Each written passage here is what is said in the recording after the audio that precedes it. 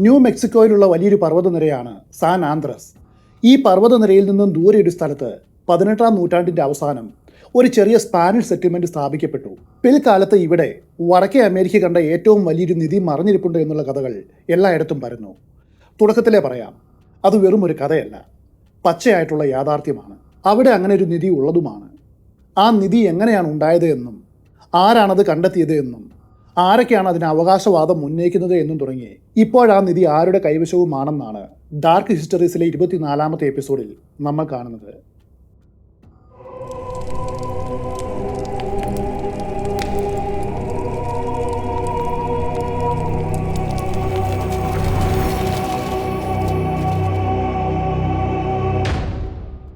ഇന്നത്തെ ന്യൂ മെക്സിക്കോയിലെ സീറ കൗണ്ടിയിൽ ഹെംബ്രില്ലോ സമതലത്തിൽ ഒരു വലിയ ഗ്രാനൈറ്റ് കൊടുമുടി നിൽപ്പുണ്ട്.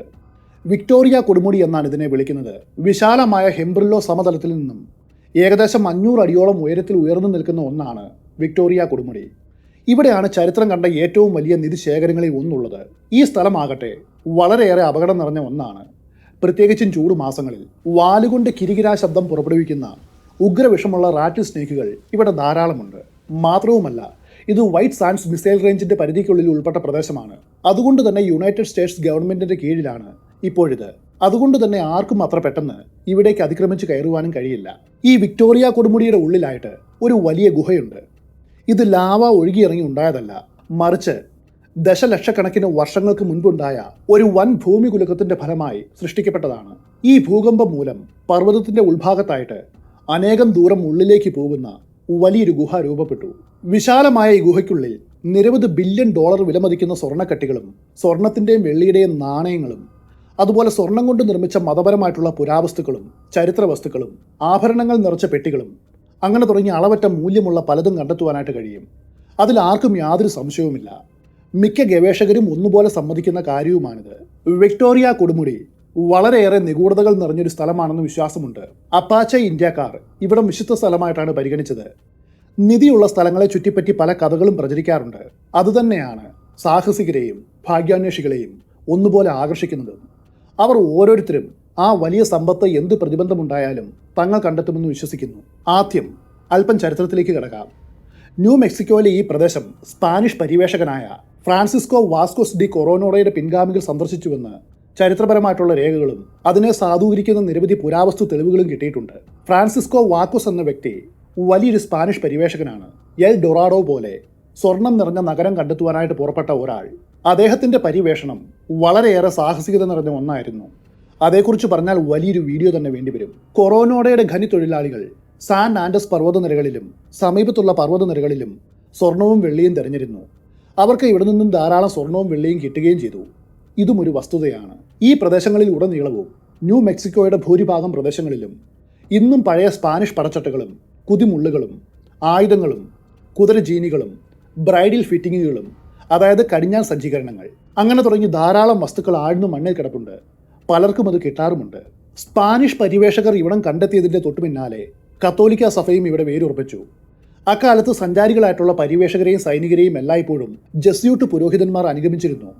പ്രദേശത്തിൻ്റെ സർവേക്കും മാപ്പിങ്ങിനു ശേഷം അവർ അവിടെ കോളനികൾ സ്ഥാപിക്കും. ഇങ്ങനെ നിരവധി മിഷൻ സെറ്റിൽമെൻറ്റുകൾ നിർമ്മിക്കപ്പെടുകയും കൃഷിയും ജലസേചന പദ്ധതികളും നടപ്പിലാക്കുകയും ചെയ്യും. ഇത്തരം സെറ്റിൽമെൻറ്റുകളിൽ ആദ്യകാലത്തെ വിശാലമായിട്ടുള്ള മുന്തിരിത്തോട്ടങ്ങളും ബീൻസ്, ചോളം, സ്ക്വാഷ് തുടങ്ങിയ വിളകളും കൃഷി ചെയ്തു.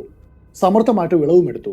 അതോടൊപ്പം സ്വർണവും വെള്ളിയും അടങ്ങിയ വിലപിടിപ്പുള്ള ലോഹ അയിരികൾ കണ്ടെത്തുവാൻ ഖനനത്തിലും അവർ ഏർപ്പെടും.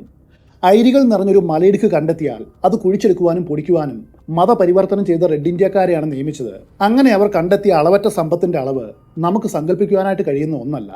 വർഷങ്ങളോളം 10,000 സ്വർണത്തിൻ്റെയും വെള്ളിയുടെയും കട്ടകൾ വഹിച്ചുകൊണ്ട് 100 കണക്കിന് കുതിരകളും കോവർ കഴുതുകളും ഈ പുതിയ സ്ഥലങ്ങളിൽ നിന്നും മെക്സിക്കോ സിറ്റിയിലേക്കും പിന്നെ അവിടെ നിന്നും സഭയുടെ ആസ്ഥാനത്തേക്കും യാത്ര ചെയ്തിരുന്നു. 1870കളിൽ സാൻ ആന്ത്രസ് പർവ്വതനിരകൾ നിലകൊള്ളുന്ന ഈ ഹെംബ്രില്ലോ സമതലം അപ്പാച്ചെ നേതാവായ വിക്ടോറിയോയുടെ ഒളിത്താവളമായിരുന്നു. ഇതിന് ചരിത്രപരമായിട്ടുള്ള തെളിവുമുണ്ട്. അദ്ദേഹത്തിന്റെ ബഹുമാനാർത്ഥമാണ് ഈ കൊടുമുടിക്ക് വിക്ടോറിയോ പീക്ക് എന്ന് നാമകരണം ചെയ്തത്. പലരും അടുത്ത കാലം വരെ തെറ്റായിട്ട് വിശ്വസിച്ചത് വിക്ടോറിയോ രാജ്ഞിയുടെ ബഹുമാനാർത്ഥമാണ് ഈ കൊടുമുടിക്ക് ഈ പേര് ഇട്ടത് എന്നാണ്. അത് തെറ്റാണെന്ന് പുതിയ പഠനങ്ങൾ പറയുന്നു. ചീഫ് വിക്ടോറിയോ തൻ്റെ യോദ്ധാക്കളെയും കൂട്ടി സമീപത്തുള്ള റിയോ ഗ്രാൻഡെ പർവ്വതത്തിൻ്റെ മുകളിലും താഴെയുമുള്ള സ്പാനിഷ് സെറ്റിൽമെൻറ്റുകളെ പലപ്പോഴും ആക്രമിച്ചിരുന്നു. അതുവഴിക്ക് പോകുന്ന യാത്രക്കാരെയും ചരക്ക് വണ്ടികളെയും അവർ കൊള്ളയടിച്ചു. ഈ സ്ഥലത്തെക്കുറിച്ച് വളരെ നന്നായിട്ട് അറിയാവുന്ന അപ്പാച്ചകൾക്ക് മറഞ്ഞിരുന്ന് ആക്രമിക്കുവാനും പ്രതിരോധിക്കുവാനും വളരെ എളുപ്പമായിരുന്നു. ഈ പാതയിലും മറ്റുമായിട്ട് 100 കണക്കിന് ആളുകളെ അപ്പാച്ചകൾ കൂട്ടക്കൊല ചെയ്തിട്ടുണ്ട്. ഇനി ഈ നിധി ഉണ്ടായ കഥയും ആരാണതിൻ്റെ അവകാശികളെന്നും നമുക്ക് നോക്കാം. 1700കളുടെ അവസാനത്തിൽ ഫ്രാൻസിൽ ഫെലിപ്പ് ലറിയു എന്നൊരു ചെറുപ്പക്കാരനുണ്ടായിരുന്നു. അദ്ദേഹം ഒരു ആശ്രമത്തിൽ സന്യാസിയാകുവാനായിട്ട് ചേർന്നു. ഫെലിപ്പ് വളരെ ധനികനായിട്ടുള്ള ഒരു ഫ്രഞ്ച് പ്രഭുവിൻ്റെ മകനായിരുന്നു.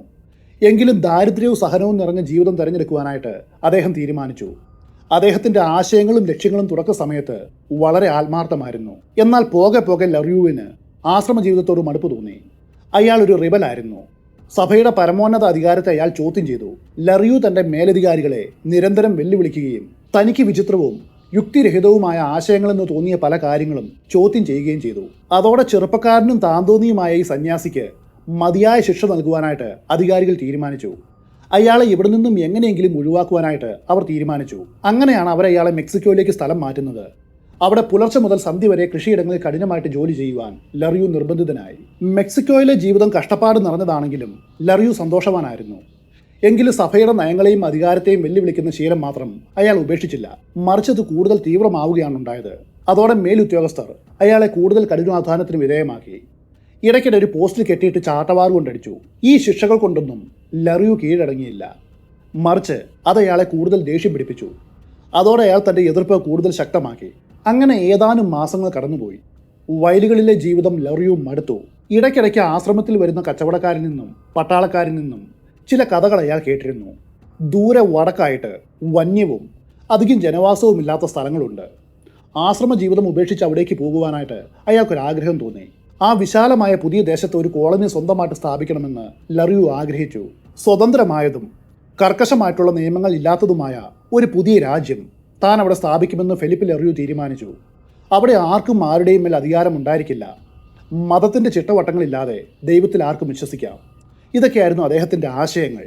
അങ്ങനെ ഒരു സായാഹ്നത്തിൽ ലറിയു 2 ഡസനോളം വരുന്ന സഹസന്യാസിമാരുടെ ഒരു സംഘത്തെ വിളിച്ചുകൂട്ടി. അവർ അയാളുടെ സുഹൃത്തുക്കളും ഒരേ ചിന്താഗതിയുള്ളവരുമായിരുന്നു. അവർ പള്ളിയിൽ നിന്നും നിരവധി കോവർ കഴുതുകളെയും ആഹാര സാധനങ്ങളും മോഷ്ടിച്ചു. എന്നിട്ട് കേട്ടറിവ് മാത്രമുള്ള വിജനമായിട്ടുള്ള വടക്കൻ ദേശത്തേക്ക് പുതിയൊരു കോളനി സ്ഥാപിക്കുവാനായിട്ട് പുറപ്പെട്ടു. ഒരു കൂട്ടം സന്യാസിമാരുടെ ഒളിച്ചോട്ടമെന്ന് ഈ യാത്രയെ വിശേഷിപ്പിക്കാം. ആഴ്ചകൾ നീണ്ട യാത്രയിൽ അവർ നിരവധി മലകളും മരുഭൂമികളും തരണം ചെയ്തു. ഒടുവിൽ ആ ചെറിയ സംഘം റിയോ ഗ്രാൻഡയുടെ തെക്കേ കരയിലുള്ള എൽ പാസോ ഡെൽ നോട്ടിലെത്തി. ഇപ്പോൾ ഈ സ്ഥലം സീഡാഡ് ജുവാരസ് എന്നാണ് അറിയപ്പെടുന്നത്. പോകുന്ന വഴിക്ക് ഇവർ തങ്ങളെ അനുഗമിക്കുവാനായിട്ട് സമ്മതം അറിയിച്ച നിരവധി റെഡ് ഇന്ത്യക്കാരെ കൂട്ടത്തിൽ ചേർത്തു. അടുത്തുള്ള പട്ടണത്തിൽ എത്തിയപ്പോഴേക്കും അവരുടെ എണ്ണം 30-ന് മുകളിലായിരുന്നു. എൽ പാസോ ഡെൽ നോട്ടയിൽ നിന്നും മുൻപോട്ടുള്ള യാത്രയ്ക്ക് വേണ്ട സാധനങ്ങൾ വാങ്ങി ദൂരെയുള്ള വടക്കൻ പ്രദേശത്തെക്കുറിച്ച് അവിടെയും അന്വേഷിച്ചു. പിന്നെ വീണ്ടും യാത്ര തുടർന്നു. ആ യാത്രയിൽ വെച്ച് വേറെയും ആളുകൾ സംഘത്തിൽ ചേർന്നു. പോകെ പോകെ അതൊരു വലിയ കൂട്ടമായിട്ട് മാറി. വളരെയേറെ കഷ്ടപ്പാട് നിറഞ്ഞ ആ യാത്ര 2 ആഴ്ചയാണ് നീണ്ടുപോയത്. അവസാനം ലറിയുവും അനുയായികളും ഹെംബ്രില്ലോ ബേസിനി എത്തി. ഇവിടെ വെച്ച് അവർ 2 അരുവി ഒഴുകുന്ന ഒരു സ്ഥലം കണ്ടെത്തി. വേട്ടയാടുവാനായിട്ട് നിരവധി മൃഗങ്ങളുമുണ്ട്. അവിടെ അവർ വലിയൊരു ക്യാമ്പ് സൈറ്റ് സ്ഥാപിച്ചു. ആളുകൾ സഞ്ചരിക്കുന്ന പാതകളിൽ നിന്നും വളരെ അകലെയാണിവിടം. അദ്ദേഹം സ്വപ്നം കണ്ടതുപോലെ ഒറ്റപ്പെട്ട ഒരു സ്ഥലം കൂടിയാണിത്. എന്തൊക്കെ പറഞ്ഞാലും തങ്ങൾ ഒളിച്ചോട്ടക്കാരും കൂടാതെ മോഷ്ടാക്കളുമാണ്. അതുകൊണ്ട് അധികാരികൾ തങ്ങളെ അന്വേഷിക്കുമെന്നും കണ്ടെത്തിയാൽ പിടികൂടി ശിക്ഷിക്കുമെന്നും അയാൾക്കറിയാം. ആദ്യപടിയായിട്ട് അവർ അവിടെയുള്ള കല്ലും ചെളിയും വൈക്കോലും ചാണകവും കൊണ്ട് വീട് നിർമ്മാണത്തിന് വേണ്ട ഇഷ്ടിക നിർമ്മിച്ചു. ചോളം, ബീൻസ്, മത്തങ്ങ തുടങ്ങിയ കൃഷിക്ക് വേണ്ടി കൊണ്ടുവന്ന വിത്തുകൾ വയലുകൾ ഒരുക്കി നടുവാനും തുടങ്ങി. വേട്ടയാടുവാനായിട്ട് അറിയാവുന്നവരെ അടുത്തുള്ള മലകളിലേക്ക് അയച്ചു. നീരുറവകളിൽ നിന്നും തോട്ടങ്ങളിലേക്ക് ജലസേചനത്തിന് വേണ്ടി വീതി കുറഞ്ഞ കനാൽ കുഴിച്ചു. ഇതിനിടയിൽ ഒരു സംഭവമുണ്ടായി. സമീപത്തുള്ള ഗ്രാനൈറ്റ് കൊടുമുടിയുടെ അടിഭാഗത്ത് വേട്ടയാടുവാനായിട്ട് പോയ ലറിയുവും കൂട്ടരും കൊടുമുടിയുടെ കീഴിലായിട്ട് ഒരു ഇടുങ്ങിയ വിടവ് കണ്ടെത്തി. അവരതിൽ പ്രവേശിച്ചു. ആ വിടവ് വിശാലമായിട്ട് ഡസൻ കണക്കിന് വാരകളോളം ഉള്ളിലേക്ക് പോയിരുന്നു. ഒരു കൗതുകം തോന്നി അവർ കൂടുതൽ ഉള്ളിലേക്ക് നടന്നു. ആ യാത്ര വലിയൊരു കണ്ടെത്തലിലാണ് അവസാനിച്ചത്. ഗുഹയുടെ കുറെ ഉള്ളിലായിട്ട് നല്ല കട്ടിയുള്ള സ്വർണ്ണ അയിര് നിറഞ്ഞ ഒരു അടുക്കിലേക്കാണ് അവർ എത്തിച്ചേർന്നത്. അവിടെയുള്ള സ്വർണം ഖനനം ചെയ്യുവാൻ ലറിയു 2 സന്യാസിമാരെ നിയോഗിച്ചു. എന്നാൽ ആ സ്വർണ്ണ അയിരിൻ്റെ അടുക്ക് അവർ ആദ്യം വിചാരിച്ചതിലും വളരെ വലുതും കൂടുതൽ ഉള്ളിലേക്ക് നീണ്ടു കിടക്കുന്ന ഒന്നുമാണെന്ന് മനസ്സിലായി. അതോടെ സമ്പന്നമായ സ്വർണ്ണ അയിര് കുഴിച്ചെടുക്കുവാനായിട്ട് അദ്ദേഹം 20ഓളം ആളുകളെ ഇതിനു വേണ്ടിയിട്ട് നിയോഗിച്ചു. സ്വർണം അടങ്ങിയ പാറക്കല്ല് പൊടിച്ചെടുത്ത് സ്വർണത്തെ വേർതിരിച്ചെടുക്കുവാനായിട്ട് ലറിയു ഒരു അരാഷ്ട്രേ, അതായത് തിരികല്ല് നിർമ്മിച്ചു. പൊടിച്ചെടുത്ത് വേർതിരിച്ച സ്വർണ്ണത്തരികൾ ഒരു ചൂളയിൽ ഉരുക്കി അച്ചുകളിലേക്ക് ഒഴിച്ച് നല്ല വലിപ്പത്തിലുള്ള സ്വർണ്ണക്കട്ടികൾ ഉണ്ടാക്കി. അവർ വിചാരിച്ചതിലും അധികം സ്വർണ്ണ ബാറുകൾ ഉണ്ടായിരുന്നു അത്. മാത്രവുമല്ല, വീണ്ടും വീണ്ടും സ്വർണ്ണത്തരികൾ വന്നുകൊണ്ടേയിരിക്കുന്നു. സ്വർണ്ണ ബാറുകൾ കുമിഞ്ഞു കൂടിയതുകൊണ്ട് അത് വീണ്ടും തിരിച്ചു കൊണ്ടുപോയിട്ട് അതേ ഗുഹയിലെ മറ്റൊരു വിശാലമായിട്ടുള്ള അറയിൽ ഒരു ഭിത്തി പോലെ അടുക്കി വെച്ചു. അങ്ങനെ 3 വർഷം കഴിഞ്ഞു. സമൂഹത്തിൽ നിന്നും അകന്നാണ് ഇവരുടെ ജീവിതം.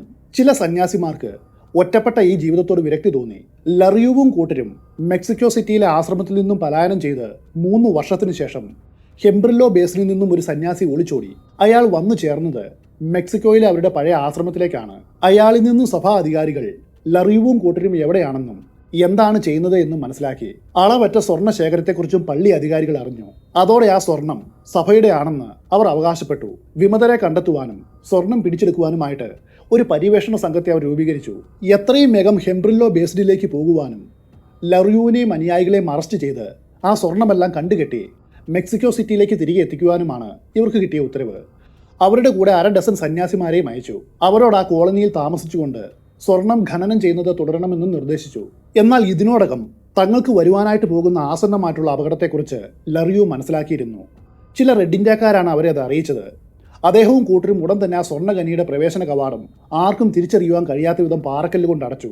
സ്വർണ്ണഖനിയെക്കുറിച്ചോ സ്വർണ്ണക്കട്ടികളെക്കുറിച്ചോ ചോദിച്ചാൽ ആരും ഒന്നും പറയരുത് എന്ന് നിർദ്ദേശിച്ചു.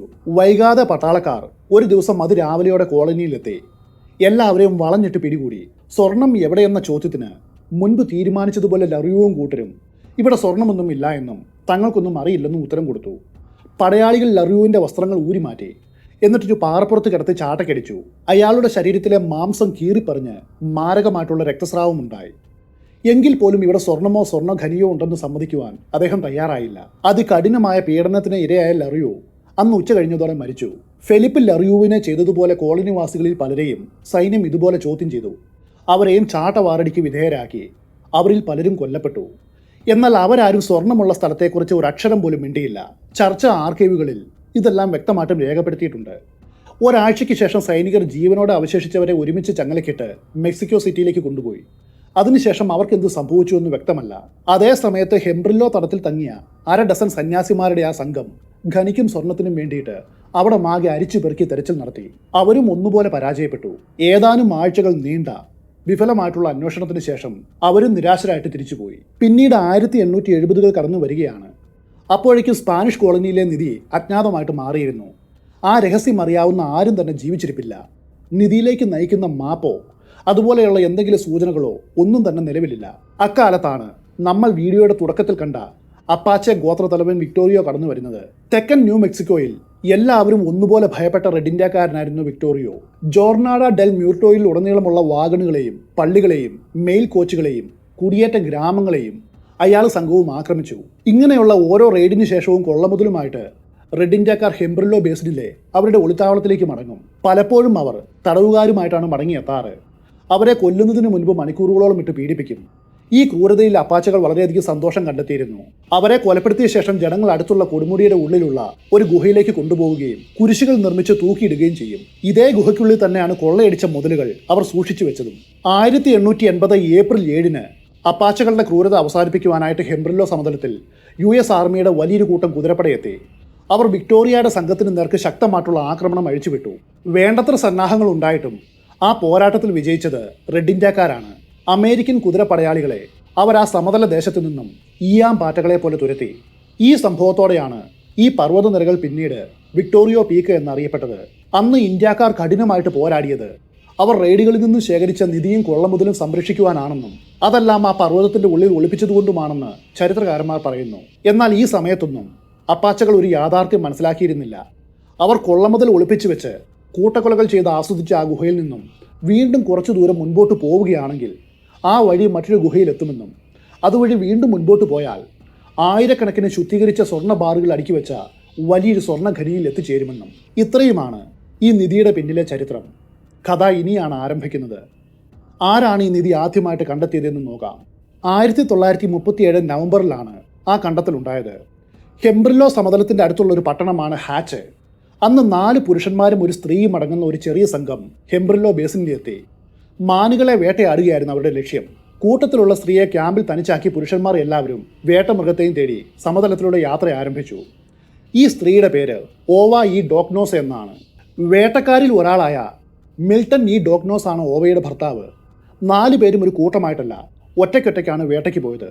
അങ്ങനെ സഞ്ചരിക്കുമ്പോൾ വിക്ടോറിയോ കൊടുമുടിയിൽ കയറി മൃഗങ്ങൾ വല്ലതും ഉണ്ടോ എന്ന് പരീക്ഷിക്കുവാനായിട്ട് അയാൾ തീരുമാനിച്ചു.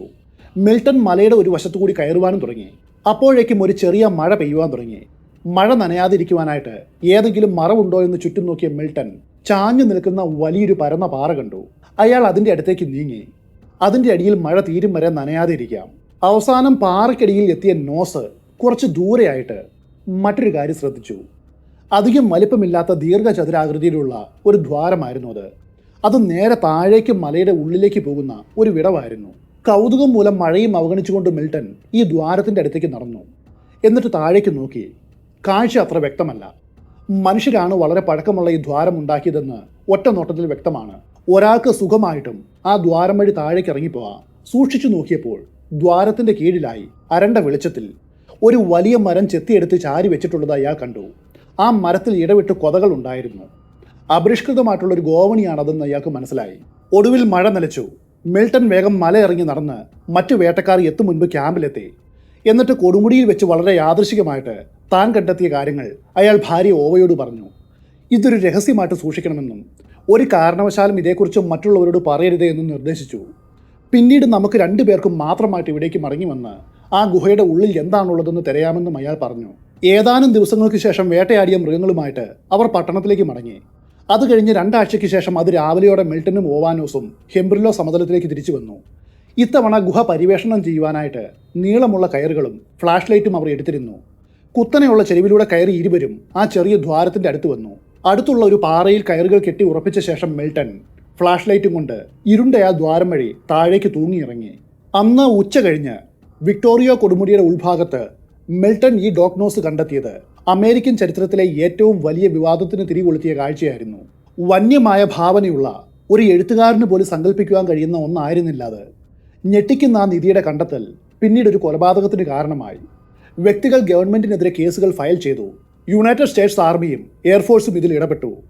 Federal government, New Mexico state government, പ്രമുഖരായിട്ടുള്ള രാഷ്ട്രീയക്കാർ, അഭിഭാഷകർ, അങ്ങനെ തുടങ്ങിയ ഒരു നീണ്ട പട്ടികയാണ് ഇതുമായിട്ട് ബന്ധപ്പെട്ട ആരോപണം ഏറ്റുവാങ്ങിയവർ. മിൽട്ടൺ ആ ഗുഹയിൽ കണ്ട കാഴ്ചകൾ അത് ഇതായിരുന്നു. കയർ ഉപയോഗിച്ച് ഏകദേശം 60 അടി കുത്തനെയുള്ള തുരങ്കത്തിലേക്ക് ഇറങ്ങിയ മിൽട്ടൺ ആദ്യം എത്തിയത് ഒരു വലിയ മുറിയുടെ വലിപ്പമുള്ള ഒരിടത്താണ്. ഫ്ലാഷ് ലൈറ്റ് ഉപയോഗിച്ച് അയാൾ അവിടമാകെ പരിശോധിക്കുവാൻ തുടങ്ങി. മുറിയുടെ ചുവരുകളിൽ നിരവധി കൊത്തിയെടുത്ത ചിത്രങ്ങൾ ഉണ്ടായിരുന്നു. അതിൽ ചിലതിൽ ചായം പൂശിയിരുന്നു, ചിലതാകട്ടെ പാറയിൽ കൊത്തിയെടുത്തവയായിരുന്നു. ഇതെല്ലാം സൂചിപ്പിച്ചത് ഈ സ്ഥലത്ത് പണ്ട് റെഡ് ഇന്ത്യക്കാർ വന്നിരുന്നു എന്നാണ്. ഈ മുറിക്ക് കുറച്ചു മാറി അപ്പുറത്തായിട്ട് ഒരു കോണിലായിട്ട് അയാൾ ഇപ്പോൾ ഇറങ്ങി വന്നതുപോലെ മറ്റൊരു ചെറിയ തുരങ്കമുണ്ടായിരുന്നു. ഏകദേശം 125 അടിയോളം ആഴം ആ തുരങ്കത്തിനുണ്ടായിരുന്നു. കൈവശമുള്ള കയറ് വീണ്ടും ഒരിടത്ത് കെട്ടിയുറപ്പിച്ച മിൽട്ടൺ അതുവഴി നേരെ താഴേക്കിറങ്ങി. അവസാനം ഗുഹയുടെ നിലത്ത് കാലുറപ്പിച്ചു. അവിടെ നല്ല നിരപ്പായിരുന്നു. ആ ഗുഹയിലൂടെ മുൻപോട്ട് നടന്ന അയാൾ എത്തിച്ചേർന്നത് കുറച്ചുകൂടി വിശാലമായ മറ്റൊരു ഗുഹയിലാണ്. അത് ആ പർവ്വതത്തിൻ്റെ ഉള്ളിലെ പ്രകൃതിദത്ത ഗുഹ ആയിരുന്നു. വളരെ നിസ്സാരമായിട്ടൊരു ചരക്ക് തീവണ്ടിയെ പൂർണ്ണമായിട്ടും അതിൻ്റെ ഉള്ളിൽ കയറ്റി വയ്ക്കാമെന്നും അത്ര വലുതായിരുന്നു ആ ഗുഹയെന്നും അതിൻ്റെ ഒരു വശത്തായിട്ട് അനവധി ചെറിയ ചെറിയ മുറികൾ താൻ കണ്ടുവെന്നും മിൽട്ടൺ പിന്നീട് പറഞ്ഞു. കുറേ അടിയോളം ഗുഹയുടെ ഉള്ളിലൂടെ നടന്ന മിൽട്ടൺ പെട്ടെന്ന് എന്തിലോ കാല് തട്ടി വീണു. അതൊരു മനുഷ്യൻ്റെ അസ്ഥികൂടമായിരുന്നു. കൂടുതൽ പരിശോധനയിൽ അതിൻ്റെ കൈത്തണ്ട പിന്നോട്ട് തിരിച്ച് കെട്ടിയതാണെന്ന് അയാൾക്ക് മനസ്സിലായി. ഒരസ്ഥികൂടം ആയിരുന്നില്ല അവിടെ ഉണ്ടായിരുന്നത്. ആ മുറിക്കുള്ളിൽ പിന്നോട്ട് കൈകെട്ടിയ നിലയിൽ 28 അസ്ഥികൂടങ്ങൾ ഉണ്ടായിരുന്നു. അവയിൽ ഭൂരിഭാഗവും നിലത്ത് തറച്ചിരിക്കുന്ന മരക്കുറ്റികളിൽ ഉറപ്പിച്ച നിലയിലായിരുന്നു. മറ്റൊരു ചെറിയ മുറിയിൽ ഒരു പഴയ വൈൽഡ് ഫാർഗോ കമ്പനിയുടെ തടിപ്പെട്ടി, വളരെയേറെ പഴക്കമുള്ള തോക്കുകൾ, വാളുകൾ, ആഭരണങ്ങൾ തുടങ്ങി ദൈവാലയത്തിൽ മാത്രം കാണപ്പെടുന്ന പുരാവസ്തുക്കളും ഉണ്ടായിരുന്നു. ആ മുറിയിൽ നിന്നും നിരവധി എഴുത്തുകൾ അടങ്ങിയ ഒരു പെട്ടിയും അയാൾ കണ്ടെത്തി. ആ എഴുത്തുകളിൽ വെച്ച് ഏറ്റവും പുതിയത് 1880 ഡേറ്റ് വെച്ച് എഴുതിയതാണ്. അതിനോട് ചേർന്ന് ദ്രവിച്ച് തീരാറായിട്ടുള്ള തോൽച്ചാക്കുകൾ കൂമ്പാരം കൂടി കിടന്നിരുന്നു. ഓരോ ചാക്കിലും അനേകം സ്വർണ്ണക്കട്ടികൾ ഉണ്ടായിരുന്നു. അവിടെ കണ്ട എല്ലാ സ്വർണവും ചാക്കിൽ കയറ്റിയാൽ അത് കൊണ്ടുപോകുവാനായിട്ട് കുറഞ്ഞത് 60ഓളം കോവർ കഴുതകൾ വലിക്കേണ്ടി വരുമെന്ന് മിൽട്ടന് മനസ്സിലായി.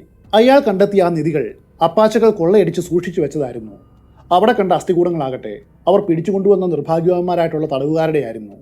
മിൽട്ടൺ തൻ്റെ പോക്കറ്റിൽ കൊള്ളാവുന്നത്ര ചെറിയ ചെറിയ സ്വർണ്ണ കഷ്ണങ്ങളും കുറച്ച് സ്വർണ്ണ നാണയങ്ങളും ആഭരണങ്ങളും കുത്തി നിറച്ചു. ആ വലിയ ഗുഹയിലൂടെ വീണ്ടും അയാൾ മുൻപോട്ട് നടന്നു. വളവുകളും തിരിവുകളും താണ്ടി മറ്റൊരു വിശാലമായിട്ടുള്ള ഗുഹയിലെത്തി. അവിടെ കണ്ട കാഴ്ചയാണ് മിൽട്ടൻ്റെ കണ്ണുകളെ മഞ്ഞളിപ്പിച്ച് കളഞ്ഞത്. വിറക് കട്ടകൾ അടുക്കി വെച്ചിരിക്കുന്നത് പോലെ ആയിരക്കണക്കിന് സ്വർണ്ണ ബാറുകൾ അടുക്കി വെച്ചിരിക്കുന്നു. നൂറ്റാണ്ടുകൾക്ക് മുൻപ് ഫെലിപ്പ് ലെറിയു ഖനനം ചെയ്ത് സൂക്ഷിച്ച സ്വർണ്ണശേഖരത്തിൻ്റെ മുൻപിലായിരുന്നു അയാൾ അപ്പോൾ എത്തപ്പെട്ടത്. ആഹ്ലാദം കൊണ്ട് അയാൾ മതിമറന്നു. എങ്കിലും എത്രയും വേഗം അവിടെ നിന്നും പുറത്ത് കടക്കേണ്ടതുണ്ട്. അധികം താമസിച്ചാൽ ഫ്ലാഷ് ലൈറ്റിലെ ബാറ്ററികൾ ദുർബലമാകും. ഒരു അരമണിക്കൂർ കൂടി അയാൾ ആ ഗുഹയിൽ പരിവേഷണം ചെയ്തു. എന്നിട്ട് പോക്കറ്റിൽ നിക്ഷേപിച്ച നിധിയും വഹിച്ചുകൊണ്ട് കയറി തൂങ്ങി കഷ്ടപ്പെട്ട് ഉപരിതലത്തിലേക്ക് തിരികെ വന്നു. താൻ ശേഖരിച്ച സ്വർണ്ണ നാണയങ്ങളും ചെറിയ ചെറിയ സ്വർണ്ണ കഷ്ണങ്ങളും ഏതാനും ആഭരണങ്ങളും അയാൾ ഓവയെ കാണിച്ചു. പിന്നെ ആവശ്യത്തോടെ താൻ ആ ഗുഹയിൽ കണ്ട കാര്യങ്ങൾ എന്താണെന്ന് അവളോട് പറഞ്ഞു. പക്ഷേ ഓവയുടെ പ്രതികരണം അത് നേരെ മറിച്ചായിരുന്നു. താൻ എന്തൊരു മണ്ണുണ്ണാക്കനാടു, ഇത്രയധികം സ്വർണം അവിടെ ഉണ്ടായിട്ടും ഈ പൊട്ടും പൊടിയും ചുമന്നുകൊണ്ടാണ് നീ കയറി വന്നത്. അവിടെ കണ്ടതിൽ വെച്ചൊരു സ്വർണ്ണ ബാർ പോലും എടുത്തുകൊണ്ടുവരുവാൻ തനിക്ക് തോന്നിയില്ലേ? മിൽട്ടണ് മരിശം വന്നു. എൻ്റെ പൊന്നു പെണ്ണുമ്പിള്ളേ, അതത്ര എളുപ്പമല്ല. അവയ്ക്ക് ഓരോന്നിനും ഏറ്റവും കുറഞ്ഞത് 40 പൗണ്ട്, അതായത് 20 കിലോയ്ക്കടുത്ത് ഭാരം വരും. ചിലത് 40 കിലോയുണ്ട്. അതിനു മുകളിൽ തൂക്കമുള്ളതുമുണ്ട്. 185 അടി കുത്തനെ അത്രയും ഭാരവും വഹിച്ചു കൊണ്ടുവരുന്നത് അത്ര എളുപ്പമല്ല. പക്ഷേ ഈ ന്യായവാദങ്ങളൊന്നും ഓവ ചെവിക്കൊണ്ടില്ല. ഒരു സ്വർണ്ണബാറെങ്കിലും എടുക്കാത്തതിന് അവൾ ഭർത്താവിനെ ആവർത്തിച്ച് കുറ്റപ്പെടുത്തി. അവസാനം ഗതികെട്ട് മിൽട്ടൺ ഒരിക്കൽ കൂടി കയറി തൂങ്ങി ആ ഗുഹയിലേക്ക് ഇറങ്ങി. പിന്നെ വളരെയധികം കഷ്ടപ്പെട്ട് ഒരു സ്വർണ്ണബാർ മുതുകിൽ കെട്ടി ഉറപ്പിച്ച് പുറത്തു വന്നു. അതോടെ ഓവയ്ക്കും വലിയ സന്തോഷമായി. പിന്നീട് വന്ന 2 വർഷം മിൽട്ടണും ഓവയും പലതവണ വിക്ടോറിയ കൊടുമുടിയിലേക്ക് വരികയുണ്ടായി. ഈ കാലയളവിൽ അവർ മൊത്തം 88 സ്വർണ്ണക്കട്ടകൾ ആ ഗുഹയിൽ നിന്നും പുറത്തെടുത്തു. ഓരോന്നിനും 40 മുതൽ 80 പൗണ്ട് വരെ ഭാരമുണ്ടായിരുന്നു. അതായത് 20 കിലോ മുതൽ 40 കിലോ വരെ. അതുകൂടാതെ പള്ളികളിലെ സ്വർണ്ണ പാനപാത്രങ്ങൾ, പ്രതിമകൾ, കുരിശുകൾ, ആഭരണങ്ങൾ, സ്വർണ്ണക്കട്ടികൾ, നാണയങ്ങൾ, അങ്ങനെ തുടങ്ങിയ അനേകം പുരാവസ്തുക്കളും അയാൾ പുറത്തേക്ക് കൊണ്ടുവന്നു. ഇടയ്ക്കിടയ്ക്ക് ആ നിധി പുറത്തേക്കെടുക്കുവാനായിട്ട് സഹായത്തിന് വേണ്ടി ഗുഹയുടെ ഉള്ളിലേക്ക് തൻ്റെ കൂടെ ഇറങ്ങുവാനായിട്ട് വിശ്വസ്തരായിട്ടുള്ള ചിലരെ അയാൾ വിളിച്ചിരുന്നു.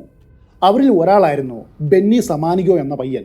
പിൽക്കാലത്ത്, അതായത് 1963 ഇതേ ബെന്നി സമാനിഗോയെ ഒരാൾ ഇൻ്റർവ്യൂ ചെയ്തു. ആ ഇൻ്റർവ്യൂവിൽ ബെന്നി വെളിപ്പെടുത്തിയ കാര്യങ്ങൾ ഇതാണ്: മിൽട്ടൻ്റെ കൂടെ ഞാൻ ആ ഗുഹയിൽ പ്രവേശിച്ചു. അവിടെ അനേകം സ്വർണ്ണക്കട്ടികളും മനുഷ്യരുടെ അസ്ഥികൂടങ്ങളും പടച്ചട്ടകളും പഴയ തോക്കുകളും പ്രതിമകളും ഉണ്ടായിരുന്നു. നിലത്തുറപ്പിച്ച മരക്കുറ്റിയിൽ കെട്ടിയിട്ട് കൊലപ്പെടുത്തിയ നിലയിലാണ് അവരെല്ലാം കാണപ്പെട്ടത്. ബെന്നി സമാനിഗോയെ പോലെ മിൽട്ടൻ്റെ കൂടെ ഗുഹയിൽ ഇറങ്ങിയ മറ്റൊരു പയ്യനായിരുന്നു നോസ് ബെന്നി സെഡിലോ. വർഷങ്ങൾക്ക് ശേഷം ബെന്നി സെഡിലോയുമായിട്ടും മാധ്യമപ്രവർത്തകർ അഭിമുഖം നടത്തിയിരുന്നു. നിരവധി അടികൾ ഉയരത്തിൽ അടുക്കിയിരിക്കുന്ന സ്വർണ്ണക്കട്ടികൾ താനും കണ്ടുവെന്നും ഇടുങ്ങിയ ആ തുരങ്കത്തിൽ കൂടി അത് മുകളിലേക്ക് വലിച്ചു കയറ്റുന്നത് വലിയ പ്രയാസമുള്ള ജോലിയായിരുന്നുവെന്നും അവൻ പറഞ്ഞു. ഈ നിധിയെക്കുറിച്ച് ആരോടെങ്കിലും പറഞ്ഞാൽ തന്നെ കൊന്നുകളയുമെന്ന് മിൽട്ടൺ ഭീഷണിപ്പെടുത്തിയെന്നും സെഡിലോ അഭിമുഖത്തിൽ പറഞ്ഞു. പോകെ പോകെ ഇടുങ്ങിയ ആ തുരങ്കത്തിലൂടെ ഭാരമേറിയ വസ്തുക്കൾ അല്പാൽപമായിട്ട് മുകളിലേക്ക് വലിച്ചെടുക്കുന്നത് മിൽട്ടനെ മടുപ്പിച്ചു. 2 വർഷത്തെ അധ്വാനം കൊണ്ട് നിസാര സ്വർണ്ണക്കട്ടികൾ മാത്രമാണ് അയാൾക്ക് എടുക്കുവാൻ കഴിഞ്ഞത്. ഇന്ന് ഗവേഷകർ പറയുന്നത് ഏറ്റവും കുറഞ്ഞത് 1,00,000 കിലോ സ്വർണ്ണമെങ്കിലും അതിൻ്റെ ഉള്ളിൽ കാണുമെന്നാണ്. ഒറ്റയടിക്ക് ആ സ്വർണം മുഴുവനും പുറത്തേക്കെടുക്കുവാനായിട്ട് മിൽട്ടൺ ആഗ്രഹിച്ചു. അങ്ങനെ ചെയ്യണമെങ്കിൽ ഗുഹയിലേക്ക് ഇറങ്ങുന്ന ദ്വാരവും അതിനോട് ചേർന്നുള്ള മറ്റ് അനുബന്ധ പാറകളും പൊട്ടിച്ചു മാറ്റി അവിടെ വിശാലമാക്കണം. അതിനു വേണ്ടിയിട്ട് ഡൈനാമിറ്റ് ഉപയോഗിക്കുവാനായിട്ട് അയാൾ തീരുമാനിച്ചു. എന്നാൽ മിൽട്ടണ് എക്സ്പ്ലോസീവ് മേഖലയിൽ വലിയ അനുഭവപരിചയമില്ലായിരുന്നു. അളവിലധികം ഡൈനാമിറ്റ് പ്രയോഗിച്ചാൽ കൂടുതൽ പാറ തകരുമെന്നും കൃത്യമായിട്ടുള്ള അളവിൽ പാറ പൊട്ടിക്കുവാനായിട്ട് എത്രമാത്രം ഡൈനാമിറ്റ് വേണ്ടി വരുമെന്നോ ഇതൊന്നും അയാൾക്കറിയില്ല. ഒരു വിദഗ്ധൻ്റെ അഭിപ്രായം അയാൾ ഒട്ട് തേടിയുമില്ല. ഒരു ദിവസം കുറച്ച് ഡൈനാമിറ്റുകൾ സംഘടിപ്പിച്ച് അയാൾ ഗുഹാമുഖത്ത് വെച്ച് പൊട്ടിച്ചു. ശക്തമായ പൊട്ടിത്തെറിയുടെ ഫലമായി ഗുഹയുടെ മുകൾ ഭാഗം മുഴുവനും തകരുകയും 10 കണക്കിന് കല്ലുകൾ താഴോട്ട് പതിക്കുകയും ചെയ്തു. അതോടെ ആ പ്രവേശന മാർഗം അടഞ്ഞു. അതോടെ ഗുഹയിലേക്ക് പ്രവേശിക്കുന്ന വഴി എന്നേക്കുമായിട്ട് മൂടപ്പെട്ടു. പൊന്മുട്ടയിടുന്ന താറാവിനെ ഒറ്റയടിക്ക് കൊല്ലുകയായിരുന്നു മിൽട്ടൺ. എങ്കിലും അയാൾ പിന്മാറിയില്ല. ഗുഹാമുഖം വീണ്ടും തുറക്കുവാനുള്ള പണം കണ്ടെത്തുവാനായി അയാൾ താൻ ശേഖരിച്ച നിധിയിൽ നിന്നും കുറച്ചായിട്ട് വിൽക്കുവാൻ തുടങ്ങി. ഇതിനിടെ ജോ ആൻഡ്രഗ എന്ന ഒരാളെ തൻ്റെ പങ്കാളിയായിട്ട് കൂട്ടി. അയാളുടെ കൈവശം സ്വർണവും പുരാവസ്തുക്കളും ഏൽപ്പിച്ച ശേഷം അത് കരിഞ്ചന്തയിൽ വിൽക്കുവാൻ പറഞ്ഞു. അതിൽ ഭൂരിഭാഗവും ജോ ആൻഡ്രഗ കരിഞ്ചന്തയിൽ വിറ്റു. പിന്നീട് വന്ന മാസങ്ങളിൽ ഈ ഷാഫ്റ്റ് തുറക്കുവാനായിട്ട് മിൽട്ടൺ നിരവധി ശ്രമങ്ങൾ നടത്തി. എന്നാൽ എല്ലാം പരാജയപ്പെട്ടു. അതോടെ അയാൾ നിരാശനും ദേഷ്യക്കാരനുമായി. ഭാര്യയായ ഓവാനോസുമായിട്ട് എപ്പോഴും വഴക്കിടും. ആ കലാപം അവസാനിച്ചത് വിവാഹമോചനത്തിലാണ്. 1945 ഫെബ്രുവരി 15 മിൽട്ടൺ കോടതിയിൽ വിക്ടോറിയ കൊടുമുടിയിൽ തനിക്ക് ഖനനം ചെയ്യുവാനുള്ള അവകാശം വേണമെന്നാവശ്യപ്പെട്ട് ഒരു നിവേദനം സമർപ്പിച്ചു. കോടതിയാകട്ടെ ഇനി വരുന്ന 4 വർഷക്കാലം ആ ഗുഹയുടെ പ്രവേശന കവാടത്തിലെ കല്ലുകൾ നീക്കം ചെയ്യുവാനായിട്ട് അയാളെ അനുവദിച്ചു. 1949 വളരെ പ്രശസ്തനായ ചാർലി റയാൻ എന്ന ഖനിത്തൊഴിലാളിയെ മിൽട്ടൺ പരിചയപ്പെട്ടു. അയാളോട് മിൽട്ടൺ തൻ്റെ കയ്യിലിരിപ്പ് കൊണ്ട് അടഞ്ഞുപോയ നിധി ഗുഹയെക്കുറിച്ച് പറഞ്ഞു. ചാർലി ആദ്യമൊന്നും അത് വിശ്വസിച്ചില്ല. അപ്പോൾ അയാളെ ബോധ്യപ്പെടുത്തുവാനായിട്ട് മിൽട്ടൺ അപ്പോഴും തൻ്റെ കൈവശമുണ്ടായിരുന്ന 51 സ്വർണ്ണക്കട്ടികൾ കാണിച്ചു കൊടുത്തു. മറഞ്ഞു പോയ ആ ഗുഹയിൽ ഇനിയും ഇതുപോലെയുള്ള ആയിരക്കണക്കിന് സ്വർണ്ണക്കട്ടികൾ അടുക്കി വെച്ചിട്ടുണ്ടെന്ന് അയാൾ പറഞ്ഞു. ഇതോടെ മിൽട്ടൺ പറയുന്നത് സത്യമാണെന്ന് ബോധ്യപ്പെട്ട റയാൻ തനിക്ക് അടഞ്ഞുപോയ തുരങ്കപ്പാത നിസ്സാരമായിട്ട് തുറക്കുവാൻ കഴിയുമെന്ന് അയാളോട് പറഞ്ഞു. രണ്ടുപേരും ഹെംബ്രില്ലോ സമതലത്തിലേക്ക് അതിനുവേണ്ട കനത്ത ഖനന ഉപകരണങ്ങൾ നീക്കുവാൻ തുടങ്ങി. അപ്പോഴാണ് അടുത്ത പ്രശ്നം വരുന്നത്. മിൽട്ടൻ്റെ മുൻ ഭാര്യ ഓവ ആ സൈറ്റിൻ്റെ അവകാശം തനിക്കാണെന്നും പറഞ്ഞ് മിൽട്ടനെതിരെ ഒരു കേസ് ഫയൽ ചെയ്തു. കോടതിയാവട്ടെ അന്തിമമായിട്ടൊരു തീരുമാനം ഉണ്ടാകും വരെ രണ്ടു കൂട്ടർക്കും ആ പ്രദേശത്ത് പ്രവേശിക്കുവാനായിട്ട് അനുവാദമില്ലെന്ന് വിധിച്ചു. അതോടെ മിൽട്ടൻ്റെ ഖനന പ്രവർത്തനം അവിടെ വെച്ച് മുടങ്ങി. അന്തിമ വിധി വരുവാനുള്ള കാലതാമസവും നിധി അടിച്ചു മാറ്റുവാനായിട്ട് ഓവ നടത്തുന്ന ശ്രമത്തിൽ നിരാശനായ മിൽട്ടൺ അമിതമായിട്ട് മദ്യപിക്കുവാൻ തുടങ്ങി. ഇതിനിടെ പലപ്പോഴും അയാൾ ചാർലി റയാനുമായിട്ട് വഴക്കിട്ടു. ഒരു ദിവസം അതൽപ്പം കടന്നുപോയി. ഇരുവരും പതിവ് പോലെ കടുത്ത വാക്കുതർക്കത്തിൽ ഏർപ്പെട്ടു. സകല നിയന്ത്രണവും നഷ്ടമായ ചാർലി ആകട്ടെ പെട്ടെന്ന് മിൽട്ടൻ്റെ തലയ്ക്ക് നേരെ തൻ്റെ തോക്ക് ചൂണ്ടി നിറയൊഴിച്ചു. മിൽട്ടൺ തൽക്ഷണം കൊല്ലപ്പെട്ടു. റയാനെതിരെ കൊലക്കുറ്റം ചുമത്തിയെങ്കിലും പിന്നീട് അയാളെ കുറ്റവിമുക്തനാക്കി. ഇപ്പോൾ വിക്ടോറിയോ കൊടുമുടിയിൽ അവകാശവാദം ഉന്നയിക്കുവാൻ അവകാശമുള്ള ഒരാൾ മാത്രമാണുള്ളത്, ഓവ നോസ്. ഈ കേസ് മുൻപോട്ട് പോകുന്നതിനിടയ്ക്ക് മറ്റൊരു സംഭവമുണ്ടായി. Government US white sands missile റേഞ്ചിൻ്റെ അതിരുകൾ കുറച്ചുകൂടി വിശാലമാക്കുവാൻ തീരുമാനിച്ചു.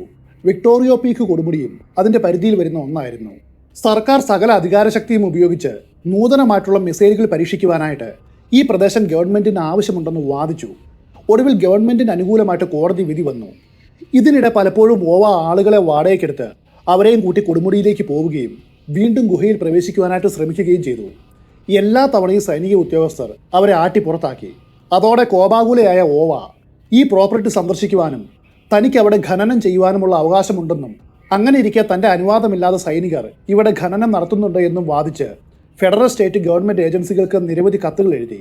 എന്നാൽ ദേശീയ സുരക്ഷാ പ്രശ്നങ്ങൾ കാരണം അവർക്ക് ഈ ഭൂമിയിൽ പ്രവേശിക്കുവാൻ അനുവാദമില്ലെന്ന് മാത്രമാണ് അവർ അറിയിച്ചത്. അതോടെ ഓവ തനിക്ക് വേണ്ടിയിട്ട് വാദിക്കുവാനായിട്ട് ഒരു അഭിഭാഷകനെ നിയമിച്ചു. അയാൾ ന്യൂ മെക്സിക്കോയിലെ സ്റ്റേറ്റ് ഗവൺമെൻറ്റിലെ ഏജന്റുമാരുമായിട്ട് ബന്ധപ്പെട്ടു. അവർ വൈറ്റ് സാൻഡ്സ് മിസൈൽ റേഞ്ചിൻ്റെ മേലധികാരിയായ കേണൽ ജെഫിയോട് ഇതേക്കുറിച്ച് ചോദിച്ചു. ഗവൺമെൻറ്റിൻ്റെ അധികാര പരിധിയിലുള്ള ഈ ഭൂമിയിൽ അനധികൃതമായിട്ടൊരു ഖനനവും നടക്കുന്നില്ലെന്ന് കേണൽ ജെഫി അറിയിച്ചു. വിക്ടോറിയോ കൊടുമുടിയിൽ ഒരു സൈനികരും അനധികൃതമായിട്ട് പ്രവർത്തിക്കുന്നില്ലെന്ന് അയാൾ തറപ്പിച്ചു പറഞ്ഞു. എന്നാൽ കേണൽ ജെഫി കള്ളം പറയുകയാണെന്ന് ഓവയ്ക്കറിയാമായിരുന്നു.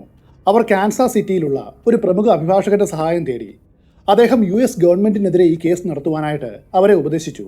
അങ്ങനെ ഗവൺമെൻറ്റിന് എതിരെ ഓവ കേസ് കൊടുക്കുകയാണ്. അതേ തുടർന്ന് ഓവ നോസും അവരുടെ അഭിഭാഷകനും ഫെഡറൽ ഗവൺമെൻറ്റിൻ്റെ പ്രതിനിധികളും ചർച്ചയിൽ ഏർപ്പെട്ടു. അപ്പോഴാണ് അവർക്ക് നിധി ഗുഹയിൽ ഗവൺമെൻറ് അധികാരികൾ കുറച്ച് വർഷങ്ങൾക്ക് മുൻപ് പ്രവേശിച്ചു എന്ന അറിവ് കിട്ടിയത്. 1958 ഫീജ എന്ന എയർഫോഴ്സ് ക്യാപ്റ്റൻ മറ്റൊരു ഓഫീസറുമൊത്ത് വിക്ടോറിയ കൊടുമുടിക്ക് ചുറ്റും പര്യവേഷണം നടത്തുകയായിരുന്നു. അപ്പോൾ പർവ്വതത്തിൻ്റെ ഒരു വശത്തായിട്ട് പ്രകൃതിദത്തമായ ഒരു ദ്വാരം അവർ കണ്ടെത്തി. രണ്ടുപേരും അതുവഴിക്ക് ഉള്ളിൽ പ്രവേശിച്ച് ഏതാനും വാരങ്ങളോളം സഞ്ചരിച്ചു. അപ്പോൾ ചുവരിൽ അടുക്കി വെച്ചിരിക്കുന്ന 100 കണക്കിന് സ്വർണ്ണക്കട്ടികൾ അവർ കണ്ടെത്തി. അവർ വേഗം പുറത്തു വന്ന് മേലധികാരികളെ കാര്യങ്ങൾ അറിയിച്ചു. 1961 ഓഫീസർ ഫീജിനോട് ആ നിധി വീണ്ടെടുക്കുവാനായിട്ട് US സൈന്യം ആവശ്യപ്പെട്ടുവെന്നും ഓവ മനസ്സിലാക്കി. അങ്ങനെ 1961 ഓഗസ്റ്റ് 5 ഫീജും മറ്റ് 3 ഉദ്യോഗസ്ഥരും WSMRന്റെ കമാൻഡിംഗ് ഓഫീസറും ഇവരെ കൂടാതെ 14ഓളം മിലിറ്ററി പോലീസുകാരും വിക്ടോറിയ കൊടുമുടിയിലേക്ക് യാത്ര ചെയ്തു. പക്ഷേ അവർ ആദ്യം കണ്ടെത്തിയ പ്രവേശന മാർഗം വീണ്ടും കണ്ടെത്തുവാനായിട്ട് കഴിഞ്ഞില്ല. ഫീജ ആ സ്ഥലം വെളിപ്പെടുത്തുവാനായിട്ട് മടിക്കുന്നതാണോ എന്ന് സംശയം തോന്നിയ ഗവൺമെൻറ് അയാളെ നുണ പരിശോധനയ്ക്ക് വിധേയനാക്കി. പക്ഷേ അദ്ദേഹം അതിലും വിജയിച്ചു. ആ സമയത്തും വിക്ടോറിയോ കൊടുമുടി ഖനനം ചെയ്യുവാനുള്ള അവകാശം തനിക്ക് മാത്രമാണെന്ന് ഓവാനോസ് കൊടുത്ത കേസ് നിലനിൽക്കുന്നുണ്ട്. പക്ഷേ അതിനെ തൃണവൽക്കരിച്ച് ഖനനം ചെയ്യുവാൻ US ഗവൺമെൻറ് തീരുമാനിച്ചു. അതിനുള്ള ഉത്തരവും ഇട്ടു. അതോടെ ഓവാനോസ് ഹെംബ്രില്ലോ തടത്തിലേക്ക് അതിക്രമിച്ച് കടക്കുവാൻ ഒരു പ്ലാൻ തയ്യാറാക്കി. മലയിലേക്ക് ആരും അറിയാതെ നുഴഞ്ഞു കയറി ഏതു വിധേനയും ഗുഹയിലേക്ക് പ്രവേശിക്കുവാൻ അവൾ 4 പേരുമായിട്ട് സംസാരിച്ചു. കണ്ടെത്തുന്ന നിധിയിൽ നിന്നും ഒരു പങ്ക് അവർക്ക് കൊടുക്കാമെന്നും പറഞ്ഞു. 1961 ഒക്ടോബർ 26 ഓവയും സഹായികളും വേലികൾ ചാടിക്കടന്ന് വിക്ടോറിയ കൊടുമുടിയിലേക്ക് കാൽനടയായിട്ട് പുറപ്പെട്ടു. അപ്പോഴവർ ഞെട്ടിക്കുന്ന ഒരു കാഴ്ച കണ്ടു. അനേകം US എയർഫോഴ്സ് ഓഫീസർമാരും ആർമി ഓഫീസർമാരും ഡൈനാമിറ്റ് പൊട്ടിച്ചടഞ്ഞു പോയ പാതയിൽ തകൃതിയായിട്ട് കുഴിയെടുക്കുന്നു. ഓവാനോസിനെയും അനുയായികളെയും അവരും കണ്ടു. ഉടൻ തന്നെ അവരെയെല്ലാം തോക്ക് ചൂണ്ടി ഭീഷണിപ്പെടുത്തി എത്രയും വേഗം സ്ഥലമിടുവാൻ ആജ്ഞാപിച്ചു. ഇതെല്ലാം നടന്ന് വർഷങ്ങൾ കഴിഞ്ഞു. അപ്പോഴാണ് ഈ കേസിൽ പുതിയൊരു ആരോപണം പുറത്തു വന്നത്. ക്യാപ്റ്റൻ ഫീജ തൻ്റെ മേലുദ്യോഗസ്ഥരെ കബളിപ്പിച്ചതാണെന്നും ഗുഹയിലേക്ക് പ്രവേശിക്കുന്ന പാത അയാൾക്ക് വ്യക്തമായും അറിയാമായിരുന്നു എന്നും പിന്നീട് നിധി മോഷ്ടിക്കുവാനായിട്ട് അയാൾ ആരും അറിയാതെ അവിടേക്ക് പോവുകയും ചെയ്തുവെന്ന് ഫീജിന്റെ നിരവധി പരിചയക്കാരും സുഹൃത്തുക്കളും അധികാരികളെ അറിയിച്ചു. ഈ ആരോപണത്തിന്റെ സത്യാവസ്ഥ എന്താണെന്നോ അയാൾ നിധി മോഷ്ടിച്ചുവെന്നോ ഇതുവരെ വ്യക്തമല്ല. ഒടുവിൽ ഓവ ഫെഡറൽ ഉദ്യോഗസ്ഥർക്കെതിരെ വീണ്ടും കേസ് ഫയൽ ചെയ്തു. തനിക്ക് അവകാശമുള്ള മണ്ണിൽ നടക്കുന്ന മിലിറ്ററി സ്പോൺസർ ചെയ്ത ഖനന പ്രവർത്തനങ്ങൾ നിർത്തിവെക്കുവാനും തന്റെ നിയമപരമായ അവകാശങ്ങളെ മാനിക്കണമെന്നും വാദിച്ചാണ് കേസ് കൊടുത്തത്. അതും വെള്ളത്തിൽ വരച്ച വര പോലെയായി. US air force commander John G Shinkle Denver Mint and acting എന്ന മൈനിങ് കമ്പനിയുടെ ഡയറക്ടർക്ക് വിക്ടോറിയ കൊടുമുടിയിലെ നിധി കണ്ടെത്തുവാനായിട്ട് അനുമതി നൽകി. ഇത് ചൂണ്ടിക്കാട്ടി വീണ്ടും ഓവ കേസ് ഫയൽ ചെയ്തു. നിരവധി റൗണ്ട് കോടതിയിൽ നടന്ന വാദങ്ങൾക്ക് ശേഷം വിക്ടോറിയ കൊടുമുടിയിലെ എല്ലാ വിധത്തിലുമുള്ള ഖനന പ്രവർത്തനങ്ങൾ ഉടനടി നിർത്തിവെക്കുവാനായിട്ട് ജഡ്ജി ഉത്തരവിട്ടു. താൽക്കാലികമായിട്ട് ഓവ കേസ് ജയിച്ചുവെന്ന് പറയാം. കോടതിയുടെ ഈ ഉത്തരവുണ്ടായിട്ടും ഡെൻവർ മിന്റ് മൈനിങ് കമ്പനിയുടെ കീഴിലുള്ള ഡെൻവർ ആസ്ഥാനമായിട്ട് പ്രവർത്തിക്കുന്ന ഗെഡിസ് മൈനിങ് കമ്പനിയോട് 1963 ജൂലൈ 13 മുതൽ സെപ്റ്റംബർ 17 വരെയുള്ള ഒരു നിശ്ചിത കാലയളവിൽ വിക്ടോറിയ കൊടുമുടിയെ കുഴിയെടുക്കുവാനായിട്ട് ഗവൺമെൻറ് അനുമതി കൊടുത്തു. ആ സമയത്ത് ഈ പ്രദേശത്ത് ഒരു മിസൈൽ പരീക്ഷണവും നടന്നിരുന്നില്ല. ഈ കാലയളവിൽ നിധി ഗുഹയിലേക്ക് വേറെയും പ്രവേശന കവാടമുണ്ടെങ്കിൽ അത് കണ്ടെത്തുവാൻ കനത്ത മണ്ണ് നീക്കുന്ന ഉപകരണങ്ങൾ ഉപയോഗിച്ച് പർവ്വതത്തിന്റെ മുകളിൽ നിന്നും വശങ്ങളിൽ നിന്നും ദശലക്ഷക്കണക്കിന് ടൺ പാറകൾ നീക്കം ചെയ്തു. പക്ഷേ അവർക്ക് യാതൊന്നും കണ്ടെത്തുവാനായില്ല. മൈനിങ്ങിന്റെ കാലാവധി തീരാറായപ്പോൾ കുഴിയെടുത്തും ഇടിച്ചു നിരത്തിയും ആ കൊടുമുടിക്ക് വലിയ രൂപമാറ്റം വന്നിരുന്നു.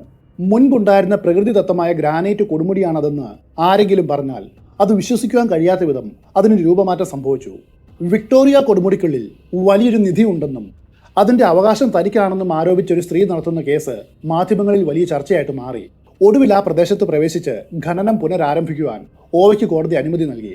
അങ്ങനെ 1972 പ്രമുഖ അഡ്വക്കേറ്റായ എഫ് ലീ ബെയ്ലി, വാട്ടർഗേറ്റ് അഴിമതിയിലൂടെ കുപ്രസിദ്ധനായിട്ടുള്ള ജോൺ എർലിച്ച്മാൻ, ഈ ജോൺ എർലിച്ച്മാൻ അക്കാലത്ത് അമേരിക്കൻ പ്രസിഡന്റ് നിക്സന്റെ സഹായിയായിരുന്നു. വാട്ടർഗേറ്റ് സ്കാൻഡലിനെ തുടർന്ന് നിക്സന്റെ പ്രസിഡന്റ് സ്ഥാനം രാജിവെക്കേണ്ടി വന്നിരുന്നു. ഇവരെ കൂടാതെ US അറ്റോർണി ജോൺ മിച്ചലും ചേർന്ന് ഓവയുടെ കൂടെ നിധി വീണ്ടെടുക്കുവാനായിട്ട് പുറപ്പെട്ടു. പക്ഷേ അവർക്കതിൽ വിജയിക്കുവാൻ കഴിഞ്ഞില്ല.